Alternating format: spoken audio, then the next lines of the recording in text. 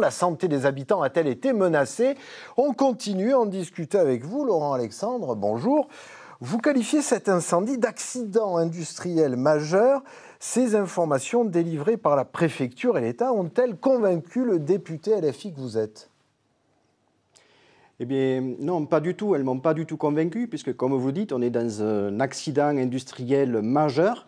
Et en tout début de semaine, on nous parlait de 900 tonnes de batteries lithium qui avaient brûlé. Et hier, lors de la réunion que nous avons eue avec la préfecture, Dreal et bien d'autres personnes, on a appris que c'était 1276 tonnes de lithium qui avaient brûlé, mais également dans ces 1276 tonnes qu'il y avait des batteries au cadmium, chose qu'on ne savait pas. Mais l'information qu'il y avait du cadmium n'est pas venue lors de la réunion, mais par les médias qui ont diffusé le soir la conférence de presse et ce matin dans la presse écrite où on a appris qu'il y avait du cadmium comme ça. Vous dites que les mesures de toxicité ont été faites trop tard, notamment. Oui, tout à fait. Moi, j'étais sur place une demi-heure après le départ du feu et on a vu la mise en place des secours et je tiens à saluer le professionnalisme de nos pompiers dans cet épisode-là. Mais on se rend compte qu'il a fallu faire appel à des marins-pompiers de Marseille qui viennent avec leur équipement. C'est-à-dire que les données ont été faites 4 voire 5 heures après le début de l'incendie. Et il faut savoir qu'au départ de l'incendie, il y a eu un panache de fumée très noir.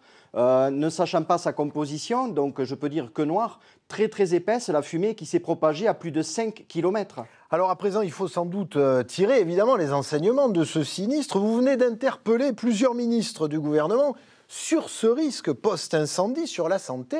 Que demandez-vous précisément ?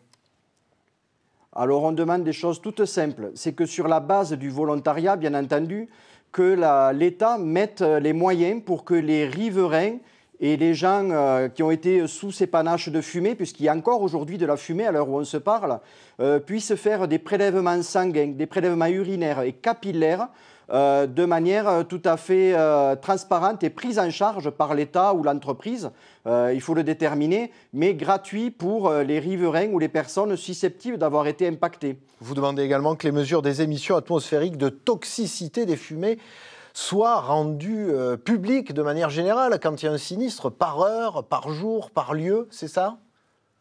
Tout à fait. Il faut que ces prélèvements soient connus de tous avec le lieu, effectivement, l'heure, le jour, puisque le vent a tourné, et c'est normal, et personne ne le maîtrise, a tourné régulièrement depuis samedi.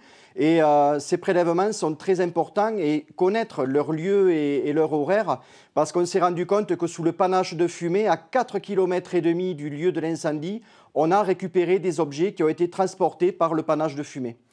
Merci à vous, Laurent Alexandre, député LFI de l'Aveyron.